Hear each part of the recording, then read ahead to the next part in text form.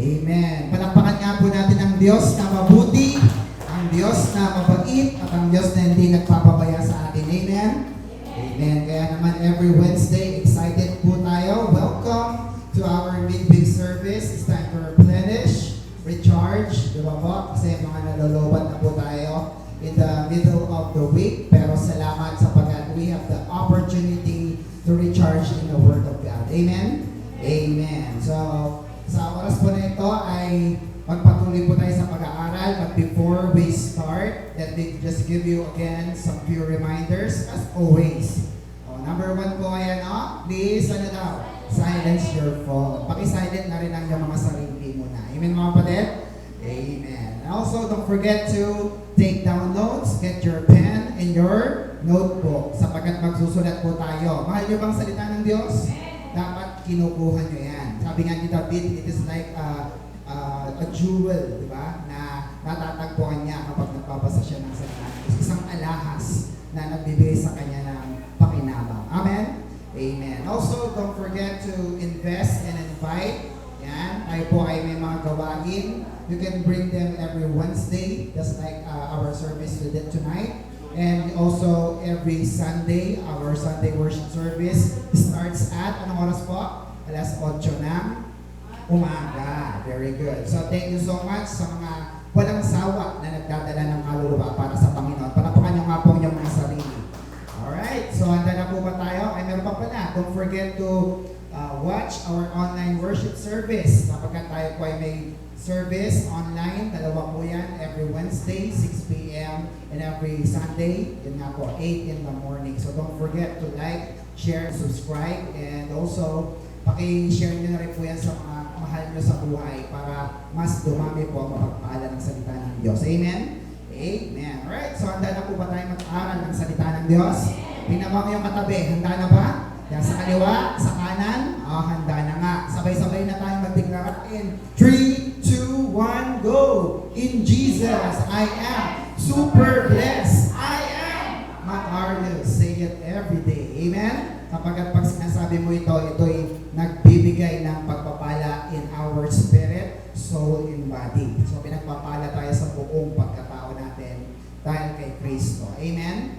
Amen. So alright, let's proceed with our lesson. So, masyadong maliwanag na.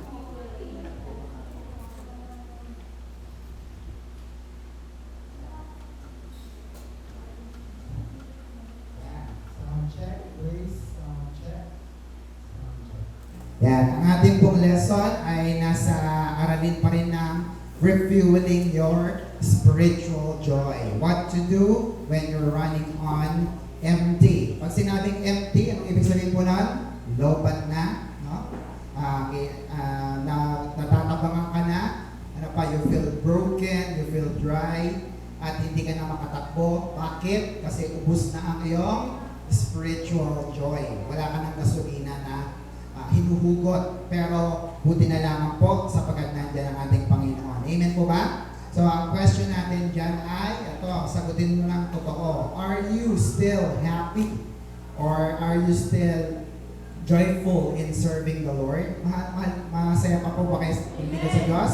Amen. Pag hindi na, tingin po kayo sa akin, pag hindi na, empty na kayo niyan. Amen po mga kapatid? Buti na tayong malakas, lagi tayong may pagpupursigi na umattend ng mga gawain. Palapakan nga po natin ang ating mga sarili.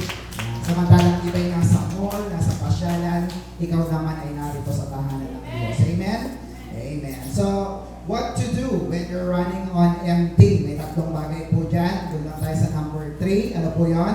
Live under the blessing of God. So, you can live a beautiful and happier life as a child of God. Even you are still on earth. No? Ikaw ay kayang mabuhay na merong kasaganaan kapag ikaw ay anak ng Diyos. Amen? Kasi akala ng iba pag naging Christian, maghihirap sila. Di po totoo yun. Sapagat ang tatay natin ay mayaman ng Diyos. Amen? Palapakan natin ang Diyos sa buhay. So, silipin natin ang ating proposal. Number 3. Once again, everybody. Every Christian can run joyfully by learning the characteristic of people living under the blessing of God. Amen po ba? So, totoo naman na masaya ang paglilingkod pag maraming blessing. Tama ba? At kapag marami kang pagpapala, na-encourage ka na, Lord, ano bang papagawa mo sa akin? Lord, ano bang gusto mo? Kasi maraming blessing. Amen po ba? So if you live under the blessing of God, lagi kang magpapatuloy sa paglilingkod sa Panginoon. Amen po ba? Because you're under the blessing of the Lord. So let's continue with this. Living under the blessing of God, learning the characteristic of blessed people. Yan, sa mga nagsusulat po, dinagdag ko lang yung word of blessed people, living under the blessing of God. And let me tell you this, tingin po kayo sa akin, you are destined to be blessed. Amen po ba? Yung mga nag-amen lang, sila lang po talagang tatanggap ng blessing. Amen po ba? You are destined to be blessed. Amen po ba po din? Panapakan natin ang Diyos sa buhay. Umpisa pa lamang po ng sulat ng Diyos sa Biblia, sa Genesis, inilagay na ang tao sa ilalim ng biyaya at pagpapala ng Diyos. Genesis chapter 1, 27 to 28, mabilis lang. So God created man in His own image. In the image of God, He created him. Male and female, He created them. Verse 28, look at this. God blessed them. Sabi nga natin, God blessed them. God bless them. Very good. And said to them, be fruitful and increase in number, fill the earth and subdue it, rule over the fish of the sea and the birds of the air and over every living creature that moves on the ground. Alam po ulit ang Hebrew word ng salitang blessed. Ano po yan? Yan. Nasa baba. It means barak. No? Madali natin matandaan. Naging presidente po yan ng Amerika, si Barack. Amen po ba? It means to congratulate, kneel down, praise, or salute. Kaya naman tingnan nyo nung nilikha ng Diyos ang tao, siya po ay inilagay na sa pinakamagandang estado ng buhay niya. Wala na siyang hahanapin pa. Can you amen? Yes. Amen po ba? Kaya naman, alam natin na ang mga tao ay sagana, protektado, walang sakit at makapangyarihan dahil meron silang basbas. Sabi nga natin basbas. Yan, or blessing ng ating Diyos sa buhay. At papakita ko na sa inyo na ang authority ng Diyos ay may tatlong channel na dinadaluyan. Ano po ulit yun? Number 1 is government. Number 2 is the church. 3 is family. Tandaan niyo po yan kapag sumusunod kayo sa government, sa presidente, sa church, sa inyong mga pastor, sa family, sa inyong mga parents, tatlong po yan. Ibig sabihin po nun, may basbas ka nila, kaya super blessed ka. Amen po ba? Hindi ka natatakot, hindi ka nagtatago, kasi lahat ng ginagawa mo, may basbas nila. Amen? Kaya napaka-importante po ng blessing ni Lord, kasi dadaloy po yan sa tatlong bagay na yan. Bakit po? Proverbs 10 verse 22. Look at this. The blessing of the Lord brings wealth, and He adds no trouble to it. Alam niyo ang sasabihin ko, hindi ka yayaman kasi masipag ka lang. Tama? Ikaw ay yayaman dahil may blessing, may paspas ka ng Diyos na buhay. Can you amen? At yung blessing na yan, dadaloy po yan sa government, sa church, sa family. Kaya may pabor ka eh. Di ba mga kapatid? Kaya sinabi ko sa inyo, ibang negosyante na Christian kasi pinapabura yan ng Diyos. Even in the ang economy natin ay bumabagsak. Can you amen? Amen. Kasi nga po, ang blessing na ito dadaloy at may paspas mula sa itaas. Kaya kapag ang Diyos po ang nagpala, may time po na minsan ay sabi nga nila papakabahin ka, pero hindi ka naman pababayaan ng Diyos. Can you amen? Ang tawag kasi doon testing of your faith. Pero kung lagi kang kinakabahan, araw-araw, oras-oras, brothers and sisters, hindi blessing yan. Ang tawag doon trouble.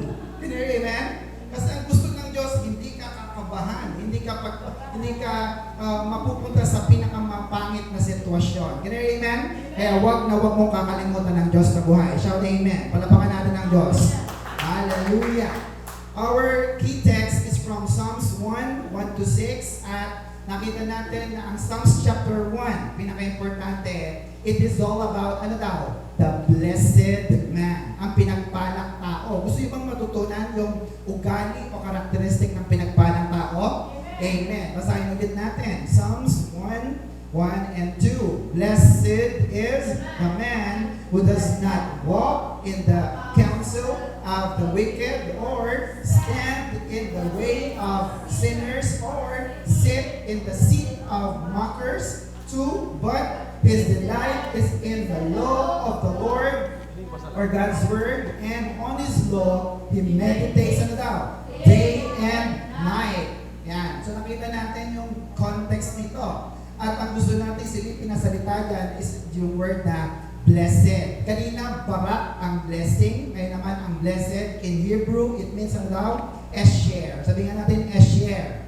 Yan. It means blessed, happy, to prosper, or happiness. Now, ito pong pagpapala na ito, ang konteksto po nito, ibibigay ng Diyos kahit wala kang gagawin. Can you amen? Pero hindi po nagbago ang principle nito in the New Testament. Bakit? Ang tawag po sa blessed in New Testament ay ano raw? Makarios. Yun yung lagi natin isinisigaw. Amen po ba? At ang ibig sabihin ng Makarios ay supremely ano daw? Blessed. Ibig sabihin, pinakamataas na blessing. Supremely supremo. By extension, fortunate. Ano pa? Well off, no? Mayaman, nakaluluwag sa buhay, and happy lang po ba? Hindi po. May naka-parenthesis. Ang ano po nakalagay? Happier. Kaya, literally, kapag ikaw ay Makarios, ano daw po yun?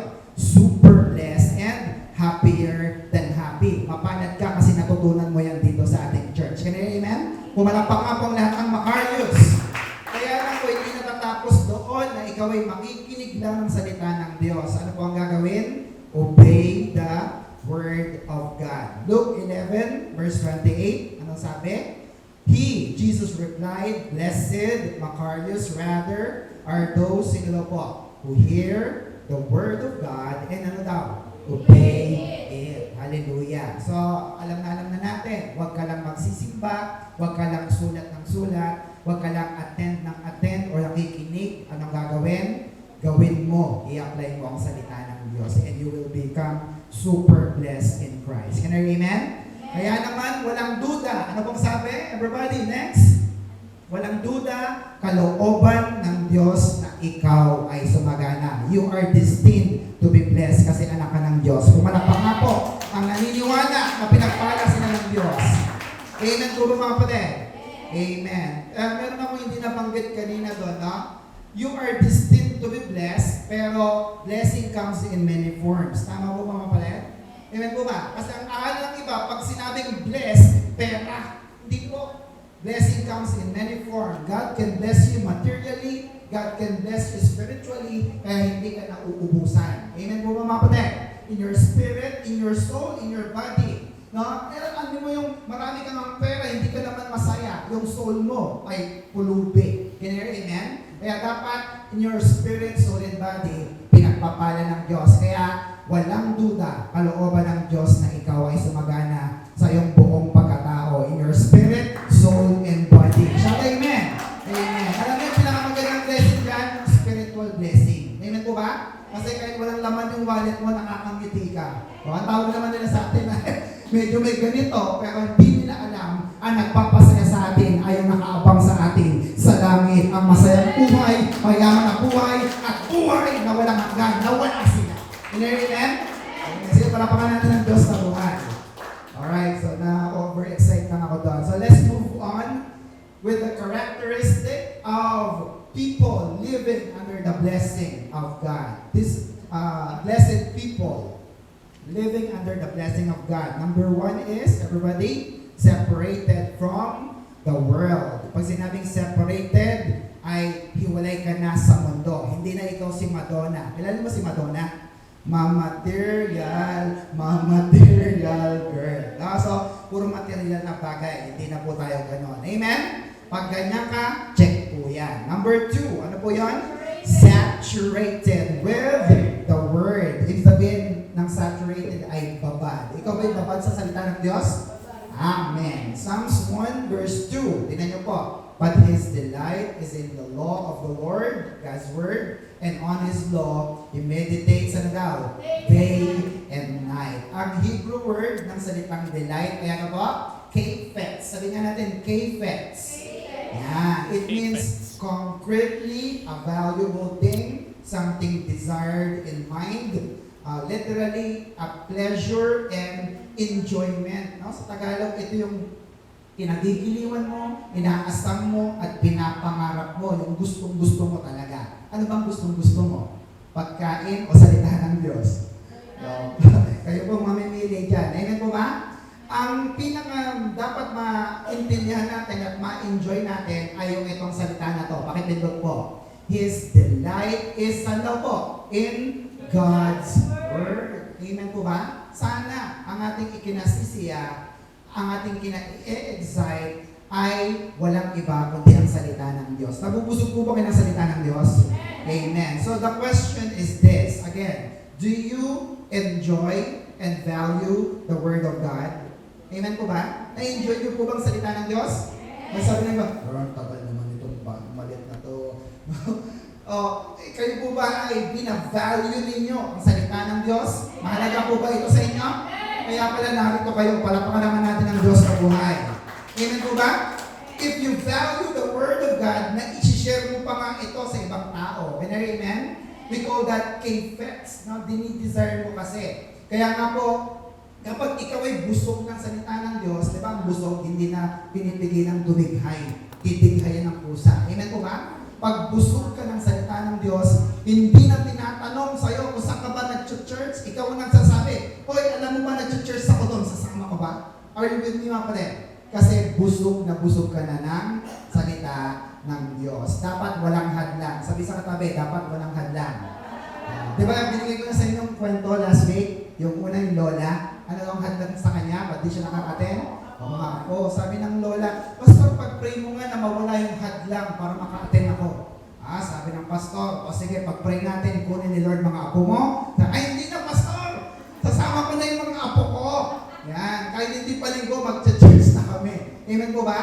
At may part 2 po yan. Ang dinalaw naman ng susunod ng pastor ay sino? Yung mga negosyante at may mga bagong trabaho. At alam niyo po, yung church po ay napuno ng maraming negosyante at maraming nagtatrabaho kasi nanumbalik sila sa Panginoon. Shout amen! Palapakan natin ang Diyos na buhay. So, hindi naman natin kailangan gawin pa na critical ang ating paglilingkod. Ang katanong lang ay, ano bang yung binavalue? Ano bang yung ini-enjoy? Amen po ba? Kasi kung nag-i-enjoy ka sa salita ng Diyos, alam mo, Wednesday ngayon, pupunta ako sa gawain ng Panginoon. Shout amen. Palapakan natin ang Diyos na buhay.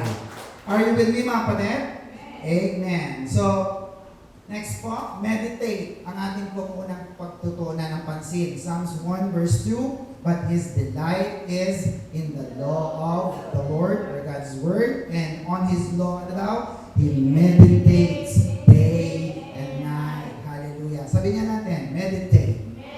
Very good. Ano po ang Hebrew word ng salitang meditate? It means haga. Sabi niya natin, haga. It means to murmur, to speak to oneself, and pleasure. Alam mo yung nagsasalita siyang mag-isa, ang ganda pala ng Psalms 23, parang hindi daw ako makukulang pag siyang Panginoon ko, pero wala siyang kausap. Yun pong haga. No? Nagmumurmur siya, binubulong niya ang mga salita ng Diyos at pinubulay-bulay niya sapagkat meron itong kasiyahan sa Kanya. Amen? Ako po, nung papunta po kami rito, inire-recite ko yung Psalms 23. Sabi ko, Lord, dahil ikaw ang Panginoon ko, di ba sabi mo, hindi ako magkukulang. Hindi ko hahabulin ang pagpapala. Ang pagpapala ang habol sa akin. Verse 6. Amen po mga kapatid? Surely goodness and mercy shall follow me. Kaya yun ang aking inaangkin. Amen po ba? That is what you call haga. Pag may verse ka na natutunan, sabihin mo yan palagi sa Diyos at natutunan na natin kapag ang prayer mo ay ayon sa salita ng Diyos, pakikinggan ito ng Diyos na buhay. Shout amen! Palapakan natin ang Panginoon. Are you with me mga kapatid? Amen. So, haga, laging laman ng iyong isip. Bakit? Food is for the body. Tingnan niyo po yan, mahalaga. Yung pagkain, yung mga liempo, adobo, kanin, para saan yan? Sa iyong katawan. But, look at this. Meditation is for the soul. Amen po ba? Hindi ka tatalino na hindi ka nagbabasa. Tama po ba mga kapatid? Hindi ka tatalino na wala kang ini-store sa iyong isip. Amen po ba? Kaya sabi niya, ba't ang galing nitong mag-burst? Uy, hindi mo alam, 8 taon na umaating dito yan. Sorry, 8 taon na umaating dito yan.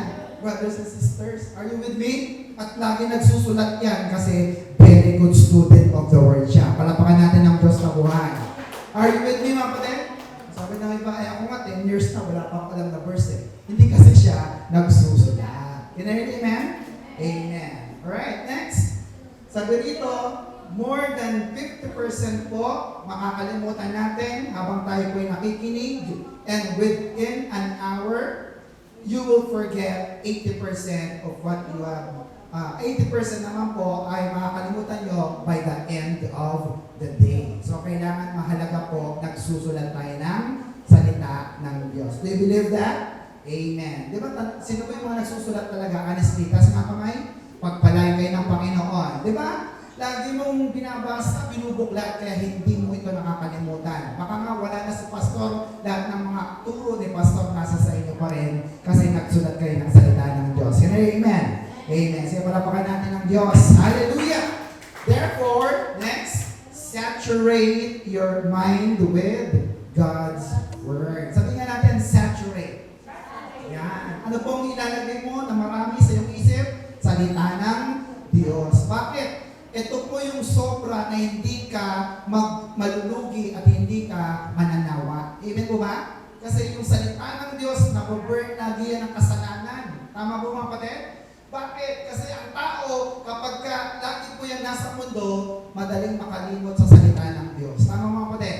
Sabi niya, nung nag-church siya ngayong linggo, ako'y pagpapalain ng Diyos. Nung umuwi na siya ng bahay, Lord, bakit ganitong buhay ko? Nakalimutan niya na kagad yung salita ng Diyos. Kaya sabi sa katabi, saturate. Yan. Ibabad mo ang iyong isip. Saan? Sa salita ng Diyos na buhay. At hindi ka pababayaan ng Diyos. Amen? Philippians 4:8, look at this. Summing it all up, friends, I'd say you'd be best by filling your minds. Punuin mo ang iyong isip and meditating on things true. What else? Noble, reputable, authentic, compelling, what else? Gracious, the best, not the worst, the beautiful, not the ugly, things to praise, not things to curse. Wow, ang gaganda ng mga sinabi. Yun ang mga isipin mo. Bakit mo iisipin ang impyerno kung may langit kang iisipin? Ganun po ba? Bakit mo iisipin magugutom ka kung sinabi ng Diyos na hindi ka magugutom? Ganun. Bakit mo isipin ang sakit karamdaman kung sinabi ng Diyos, magaling ka na, pinagpala ka na niya, kaya ikaw ay maglilingkod sa ating Diyos na buhay. Shout amen. Palapakan natin ang Panginoon. So, what do we mean by saturated with the Word? May dalawang bagay po. Ito yung iniwan ko sa inyo. Letter A, everybody. You are, spiritually fruitful. Pagka punong-puno ka pala ng salita ng Diyos, ikaw ay mabunga. Sabi nga natin, mabunga. Sa material na bagay ba? Yes, ano na lang yun bonus, pero hindi. Spiritual fruitfulness. Nagiging productive ka. Kita mo, pag nagpakanta, ang mga tao na iiyak kasi ang binabato mo, salita ng Diyos. Amen? Pag tumutugtog ka, ang dami na bless. Pagbaba mo pa lang, ang dami mo ng sobre. Bakit? Kasi nakikita nila ang iyong buhay puno ng salita ng Diyos. Are you with me, kapatid? So you are spiritually fruitful inside and out. Psalms 1 verse 3 na po tayo. Look at this, letter A. He is like a tree planted. Saan daw? By the streams of water. Sa tabi ng batis, ng ilog, which yields its fruit in season and whose leaf does not wither. Look at that. No? Ano yung kasunod? Does not wither. Whatever he does prosper. Hallelujah. No, ang ganda ng resulta. Dahil papat ang kanyang ugat doon sa batis, hindi natutuyuan ang kanyang dahon at siya'y namumunga sa kapanahunan. Amen po mga kapatid? Yung pinakamaganda yung dulo. Whatever he does prosper. Amen po ba? Pagaway mo ng crate, pagaway mo ng pagtugtog, pagaway mo ng pagsalansa ng upuan, lahat ginagawa niya, nagiging maayos kasi babad siya sa salita ng Diyos na buhay. Amen? Palapakan naman natin ang Diyos. Hallelujah. So, when we say spirituality, next po, sabi nga natin spirituality. Yeah, very good. it means connection. Kinokonek mo ang iyong sarili saan? Sa isang Diyos, sa isang deity, isang makapangyarihan na nilalang. Amen po ba mga kapatid? Amen. So, ang puno po, kapag connected sa ilog, ang ibig sabihin po nun, siya po ay magiging malago. Tama ba mga kapatid? Ang Kristiyano, kapag connected sa isang Diyos na mabunga, magiging mabunga ka rin. Amen po ba? Ang isang Kristiyano, pag natanim sa church niya, masipag mag-aral ng salita ng Diyos, siya rin po ay lalago at magiging mabunga. Amen? Amen. Kaya sabi diyan, the deeper the roots go, you have deeper roots and you go higher to grow in Christ. Amen po ba mga kapatid? Amen. Kaya dapat po, connected tayo kanino? Sa Diyos. Look at this, John 15:5. I am the vine, you are the branches. Those who live in me, while I live in them, will produce a lot of fruit, but you can't produce anything without, sino daw? Me, si Jesus. Amen po ba? Wala kang kayang gawin. Kaya sabi ng iba, ang galing ko, no? Ang galing ko magpakanta, ang galing kong tumugtog, no? Hindi. Sabi ng Biblia, wala kang magagawa, hiwalay kay Kristo. Amen? Well, siyempre sa umpisa, nakikita mo mahusay ka, pero pag hindi ka na pinuri ng tao, ayaw na sa'yo ng mga tao, mapapagod at mapapagod ka. So you're spiritually burned out. Amen? Pero pag si Kristo nagbibigay sa'yo ng kalakasan, sabi nga, I can do all things through Christ, ikaw ay magpapatuloy sa paglilingkod mo sa Panginoon. Shout amen. Palapakan natin ang ating Diyos na buhay. Are you with me mga kapatid? Kasi konektado ka hindi sa tao, konektado ka sa Diyos na buhay. Romans 5:2, everybody. Through Him, Jesus Christ, we have also obtained access by faith into this grace in which we stand. Look at the next line. And we rejoice in hope of the glory of God. Nakita niyo po yan? Yung faith niya raw is connected. Kanino? Sa Diyos. Kaya po meron siyang pag-asa sa buhay. Kayo ba yung nawawala na ng pag-asa? Kumonekta kayo, wag sa tao. Kumonekta kayo sa ating Diyos na buhay. Amen? Amen po ba? Di ba minsan nga, kahit na kamag-anak mo, kapatid mo na, hindi ka naman napagbibigyan yan eh. Tama ba kapatid? Pero pag ang Diyos ang iyong koneksyon, gagamit siya ng maraming tao para gamitin at ikaw ay pagpapalain niya. Shout amen. Palapakan natin ang Diyos na buhay. John 14:6, ito po yan, ang ganda. Jesus answered, ano sabi niya? I am the way, the truth, and the light. The only way or connection to the Father is through me, through Jesus. Amen po ba? Tahas ang sinabi ni Lord. Walang ibang koneksyon, walang ibang daan papunta sa Ama, kay Jesus lang. Amen po ba? Kaya kapag kilala mo si Jesus, brothers and sisters, konektado ka rin sa ating Diyos na buhay. Amen po ba? Kayo po ba yung may wifi or data? Diba? Pag hindi ka konektado, anong mangyari? Hindi mo mapapanood yung paborito mong mga pinapanood sa iyong cellphone. Tama po ba mga kapatid? Pero may problema. Kapag poor connection naman ang iyong data or ang iyong wifi, ano nangyayari? Yung tao, alam mo yung pahinto-hinto din. Tama po mga kapatid? Pero kay Kristo, ikaw ay fully connected at pag konektado ka sa Diyos, lahat ng pagpapala ng langit pwede mong hilahin sa pamamagitan ng panalangin at ibibigay sa iyo ng Diyos. Shout amen. Palapakan natin ulit ang Diyos na buhay. Hallelujah. Look at this. Look at this. Next, sabi dyan, whatever He does, prosper. Hallelujah. Lahat ba ng gusto mong gawin ay gusto mo mapagpala? Amen po ba? Sa iyong pag-aaral, sa iyong pamilya, sa iyong trabaho, sa iyong negosyo. Amen po mga kapatid? So, kung lahat ng yan ay gusto mo na mapagpala, no? Marami po ang umangkin ng pangako na ito ng Diyos, pero nakakalimutan po nila yung isang bagay. Amen po ba? Kinuha nila agad yung whatever He does prosper doon sa verse 3 ng Psalms 1. Nakalimutan nila yung unang-una. Ano po yun? Meditating God's Word. Amen po ba mga kapatid?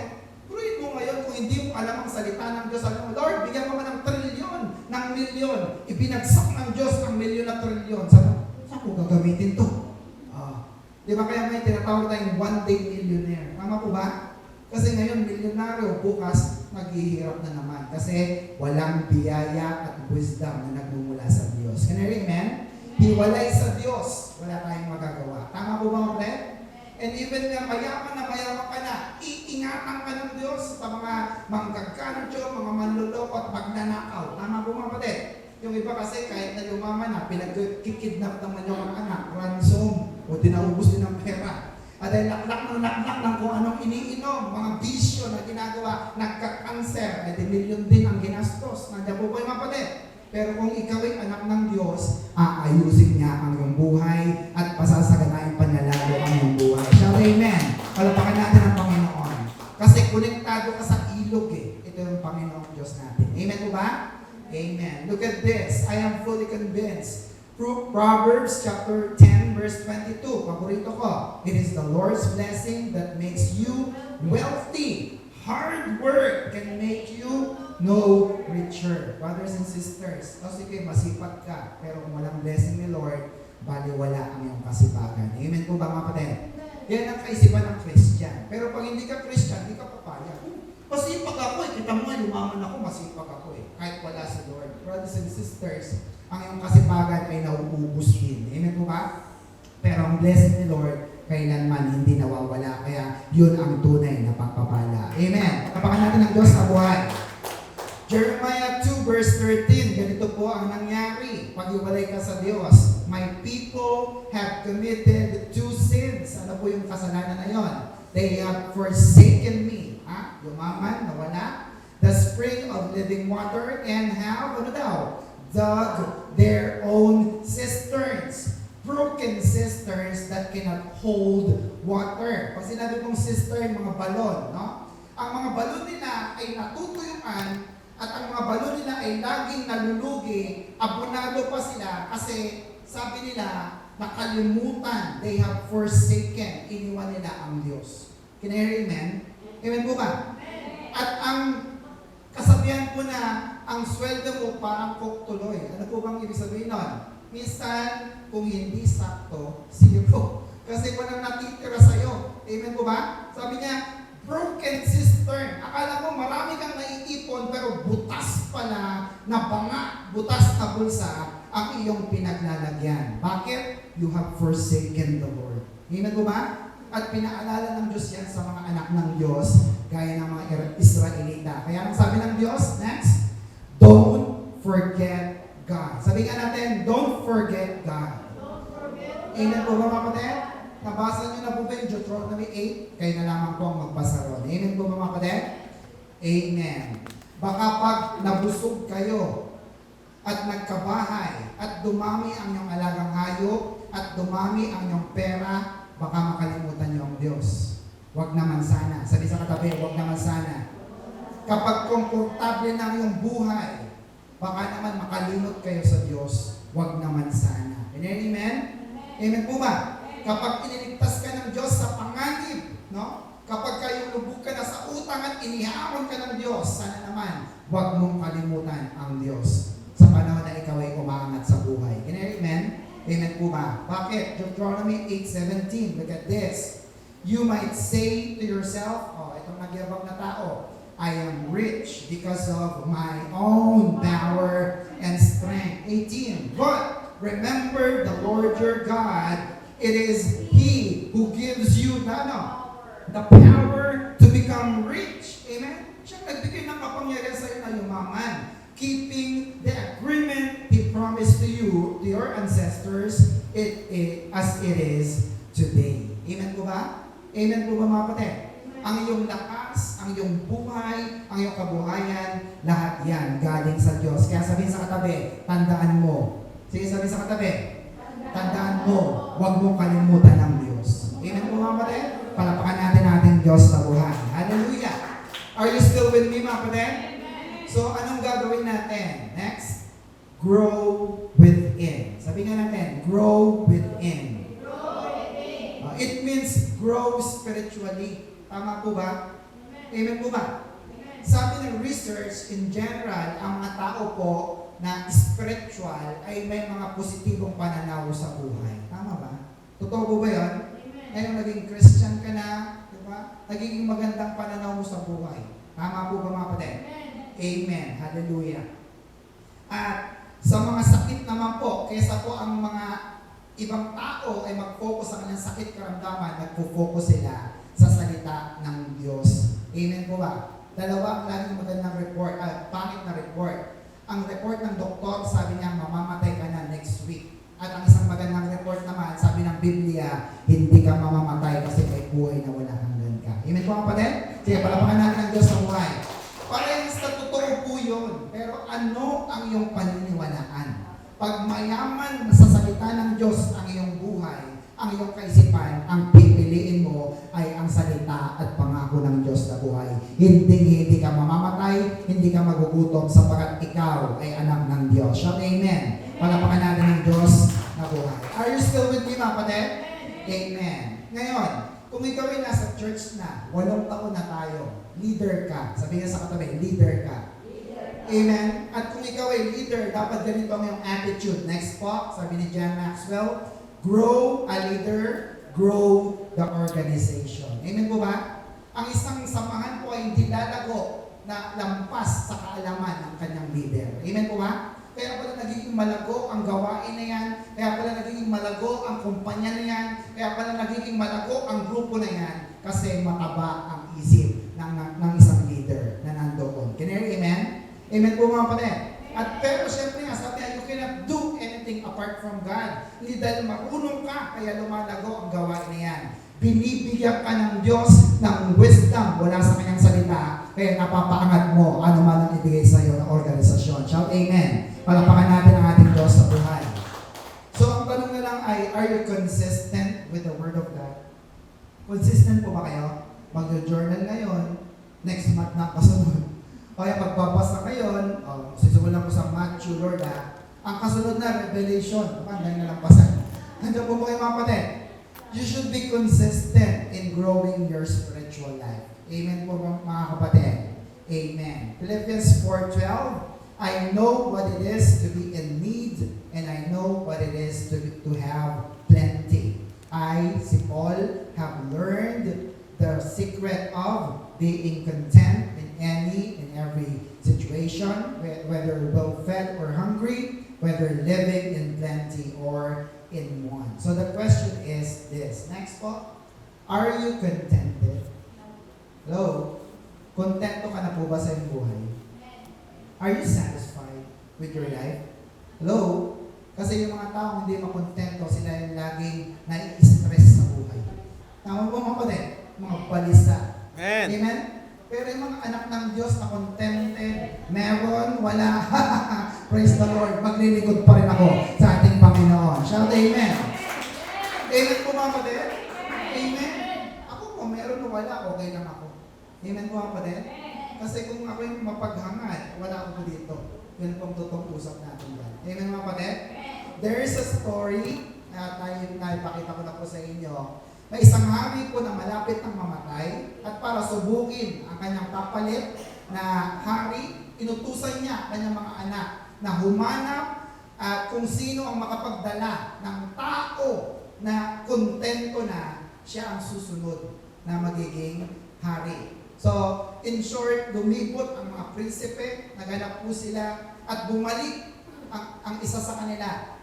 Kaso, may isang pong problema. Sapagat nung nakita niya yung isang kontentong tao, sabi niya, mahal na hari, may problema. Bakit? Yung taong kontento, hindi ko madadala sa'yo. Bakit naman? Sabi niya, wala siyang damit. Ibig sabihin, nakahubad-ubad lang siya. Kaya mga kapatid, kasi nakita niya na ang tao na ito, kahit na wala siyang damit, alam niya na kontento na siya sa kanyang buhay. Are you with me, mga kapatid? Amen po ba? Now, the real contentment, next po, sabi niya, the real contentment is a real spiritual blessing. And it comes from the right relationship with God. Do you believe that? Amen po ba? Magiging kontento ka lang hindi sa akin. Magiging kontento ka lang kung tama ang iyong relasyon sa Diyos. Amen po ba? Amen po ba? Meron pa sa inyo dito, sige Lord, kung kukunin mo ako, di kunin mo na ako. Mami, iwan ko, bahala na sila. Amen po ba, kapatid? Amen po ba? Look at this, 1 Timothy 6:6-8. Now, godliness with contentment is ano daw? Is great gain. Look at that. Pag kasama mo ang Diyos sa iyong buhay, sa iyong hanap buhay, meron kang kakontentuhan. Amen po ba? At sabi niyan, great gain or malaking pakinabang. Verse 7, for we brought nothing into this world. Tama ba? May dinala ba kayo nung kayo pinanganak? Wala. We brought nothing into this world, and it is certainly we can carry nothing out. And having, look at this, verse 8, having food and clothing, with this we shall be content. Amen po ba? Ano daw ang kailangan ng tao? Food and clothing. Wala pong wifi dyan. Yung mga kapatid, hindi po kasama dyan yung mga malalaking bahay, maraming sasakyan, although maganda po yun, maraming pera. Amen po mga kapatid? Amen po ba? Bakit? Sinasabi rito, kakontentuhan. May damit ka, may kinakain ka na, and that is a real blessing kapag ikaw ay merong Diyos na buhay sa iyong sarili. Can I amen? Amen. So, sige, palapakan natin ang Diyos. So, are you spiritually fruitful? Amen. Ibig sabihin nun, saturated ka ng salita ng Diyos. Next, dito po tayo magtatapos. Letter B. You are, ano daw? Surely successful. May mga tao, akala nila, tinatabunan nila ng mga medal, ng mga achievements, ng mga kayamanan, ng kanilang sarili, at akala nila totoong successful na sila. It is not true. Can you hear amen? Pero pag nasa Diyos ka, you are surely successful. Malamang nakikita mo ang buhay mo ngayon, pabingkong-bingkong, hindi mo pa na-achieve ang gusto mo, pero sigurado, ang Diyos bibigyan ka ng tagumpay. Can you hear amen? Kaya basahin po natin. Psalms 1 verse 3, letter B, sabi niyan, He is like a tree planted by the streams of water, which yields its fruit in season and whose leaf does not wither. Look at the next line, everybody. Whatever he does, prosper. Pag sinabing prosper, succeed. No? Maaaring sa tingin sa iyo ng iba ay hindi ka pa tagumpay, pero sa mata ng Diyos, tagumpay ka na. Amen? Sige, palapakan nga natin ang Diyos na buhay. Sabi ng iba, wala namang narating ang tao na ito. Hindi lang tingin nila. Pero pag namatay tayo ng sabay, ako langit, ikaw sa makaya. Hindi po may kapatid. At kung namatay man tayo ng sabay, baka pagdating ko sa langit, may corona ako at meron akong mansyon at lalakad ako sa gintong kalsada. Ikaw kaya, saan lalakad? Are you with me mga kapatid? Are you with me? Amen. Kaya po, kung ano man ang tingin ng tao sa iyo ay hindi mahalaga. Ang mahalaga ay ang tingin ng Diyos sa atin. Amen. O, look at this. Sige, palapakan natin ng Diyos. Next po, saturating your mind with God's Word makes you daw? Makes you productive. Amen po ba? Pag marami kang alam na salita ng Diyos, brothers and sisters, hanapin ka ng tao. Magpapapray yan sa'yo. Amen po ba? Magpapapayo yan sa'yo kasi may sense kang kausap. Amen? You become productive, you become useful. Hindi ka na mag-evangelize kasi ikaw na ang hinahanap nila para hingan ng payo. Amen? Amen. Mark 4:20. Others are like the seed, God's word, planted in the good ground or soil, yung puso natin. They hear the teaching and accept it. Then they grow and produce fruit. Someone 30 times more, sometimes 60 times more, and sometimes 100 times more. Hallelujah. Sabi po ng Hebrew or Greek word ng salitang accept it is para dekomai. Sabi nga natin, para dekomai. Dekomai. Amen. It means to admit or delight in. No? Ikaw ay nasisiyahan. Saan? Sa salita ng Diyos na buhay. Kaya ano sabi ng verse? They prosper. 3 John verse 4, Beloved, I pray that in all respect you may prosper and be in good health. No? Gusto niyo bang malakas ang inyong pangatawan? Good health. Yeah? Just as your soul prosper. Yan ang gusto ng Diyos. Habang lumalago ka sa church, naging maganda ang iyong pangangatawan. Healthy. Wala kang sakit karamdaman. Amen po ba? Amen. Sabi po rito, tanong po tayo, Luke 12:15, and he, Jesus, went on to say to them all, watch out and guard yourself from every kind of greed, because your true life is not made up of the things you own. Isipin niyo po yan, ang iyong totoong buhay, hindi yung mga bagay na mayroon ka. Amen? Amen po ba mga kapatid? Amen. No matter how rich you may be. Kasi yung iba, ang sukatan ng tagumpay, dami ng gamit, dami ng pera, dami ng ari-arian. When I was in the corporate world, ako pina-interview sa isang job interview at ang tanong sa akin ay, how do you measure success? Pero syempre, dapat pabibo ka eh. Ang isasagot mo dapat, successful ka kapag marami kang na-achieve ng mga material na bagay, marami kang natatapos ng mga trabaho, no? Marami kang nagagawa ng mga productive na mga bagay. Pero hindi po eh. Nung ako po'y sumagot, ang sagot ko sa kanya, my only success is to know Jesus. Nagulat siya. At alam niyo po ba, natanggap po ba ako sa trabaho? Hindi. Hindi po. Nagulat kasi siya eh. Alam niyo po kasi, ano na po yun eh. Sinasabi ko sa kanya na yun ang aking pananaw sa buhay. And after all, kung ako i-hire o hindi, ay wala na po akong pakialam. Bakit po? Kasi ang tingin ng tao sa success, yung lagi kang maraming nararating. Tama mo pa din?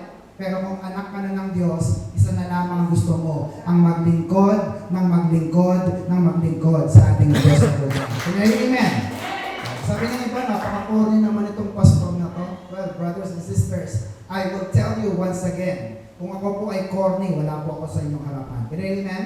Pero ang aking sukatan ng pagpapala at success ay wala sa anumang kayamanan, wala sa anumang pera, kundi sa pagpapala ng Diyos na ibibigay niya sa akin at hahabulin pa ako ng pagpapala pagkat siya ang aking Panginoon. Shout amen. Palapakan natin ng Diyos. Ang gandang maglingkod sa Panginoon. Amen po ba? Amen. So malapit na po, last verse na natin. Sabi diyan, Genesis 39:20 to 23. Sabayan niyo po ako para matapos na. Joseph's master took him and put him in prison and place where the king's prisoner were confined. But while Joseph was in the prison, nasa si Joseph? Nasa kulungan. The Lord was with him. He showed him the kindness and granted him favor in the eyes of the prison warden. No? May pagpapala siya. Favor sa mga kasama niya. Verse 22, last verse. So the warden put Joseph in charge of all those held in the prison, and he was made responsible for all that was done there. 23, the warden paid no attention to anything under Joseph's care. Pinabayaan na siyang manguna. Look at that. Because the Lord was with Joseph and gave him success in whatever he did. No? Feeling mo, ikaw ay nasa pinakalugmok na kalagayan? Brothers and sisters, si Joseph nasa kulungan. Walang pag-asa ron. Amen po ba din? Sa tingin ng tao. Pero dahil ang Diyos niya ay nasa kanya, kahit nasa kulungan siya, na-promote siya, nang na-promote hanggang sa makalabas siya sa kulungan at naging papapala siya sa maraming tao. Shout amen! Palapakan natin ang Diyos na buhay. Gusto mo ba na ikaw ay magtagumpay kasama ang Diyos? Kahit saan kay lagay, prison, no? Sa abroad man, probinsya o Maynila, brothers and sisters, wala sa lugar ang pagpapala. Ang pagpapala ay nasa Diyos na nagbibigay sa atin ng pagpapala. Shout amen. Proverbs 16:3, last verse na po. Everybody, ask the Lord to bless your plan and you will be successful in carrying them out. Palapakan natin ang Diyos na buhay. Naniniwala po ba kayo doon? Amen. Pag may plano ka, Lord, anong gagawin natin? Ha? Pag may plano ka, Lord, saan tayo pupunta? Amen po ba? May pangako ang Diyos. You will be successful in carrying them out. Amen? May natutunan po ba kayo? So let's have a quick recap sa characteristic of people, blessed people living under the blessing of God. Upo ng maayos. Number 1, everybody, separated from the world. Number 2, saturated with the Word. And may dalawa po dyan, A, you are spiritually fruitful. Amen? And letter B, you are surely successful. Wala pa man ngayon, pero surely darating yan kasi ang Diyos natin, ang Panginoon natin. Shout amen. Palapakan natin ang Diyos. Next po, ang susunod yung pangatlo, number 3, situated in the presence of the Lord. So what is our Macarius challenge? Everybody, blessing comes when you enjoy the Word of God. Sige nga po, tayo lahat. Sabi natin, blessing comes when you enjoy the Word of God. Do you enjoy the Word of God? Sabi na, tagal naman. Lord, may dapat pa ako eh. No? Pero yung iba, say, give me more. No? Nag-i-enjoy ka kasi. Tama po ba rin? Parang kang isang busog na pero gusto mo pa. And brothers and sisters, ang sabi ng Diyos, anak, gusto mo mapagpala ka? Blessing comes when you enjoy the Word of God. Amen po ba? Thank you so much for your life kasi narito kayo at nabubusog kayo ang salita ng Diyos. Amen po ba? Tayo manalangin. Panginoon, salamat po sapagkat binusog mo kami ng iyong mga salita. Salamat po sapagkat tunay ng iyong mga salita ay malaman, masustansya at puno ng pakinabang. Kaya naman, Lord, lahat ng aming napakinggan, hindi lang namin isulat, Panginoon. Pagkos ito'y aming isabuhay upang mapatunayan namin na totoo, ikaw ang Panginoon na hindi nagkukulang sa amin. Totoo na ang pagpapala, hindi namin dapat habulin sapagkat kami ang hahabulin ang pagpapala. And truly, Lord, kami magaling na. Walang sakit karamdaman na pwedeng manakit sa amin. Sabi ng iyong mga salita. Lord, thank you. Because if we are spiritually healthy, magiging maganda at positibo ang aming pananaw sa buhay. Kaya Lord, narito po ang aking mga kapatid. Busugin po ninyo, punuin po ninyo ng iyong mga salita ang bawat isang naririto upang patuloy po ng tunay na blessing ay dumaloy sa kanila. Because blessing comes when we enjoy the Word of God. Ito po nga isang panalangin. In Jesus' name, and everybody say, Amen. Palapakan po natin ng Diyos. Ano po ang ating mga Marius Challenge? Malakas. Blessing comes when you enjoy the Word of God. Do you enjoy the Word of God? Amen. Palapakan po natin ng Diyos. Sige po, pagpalay.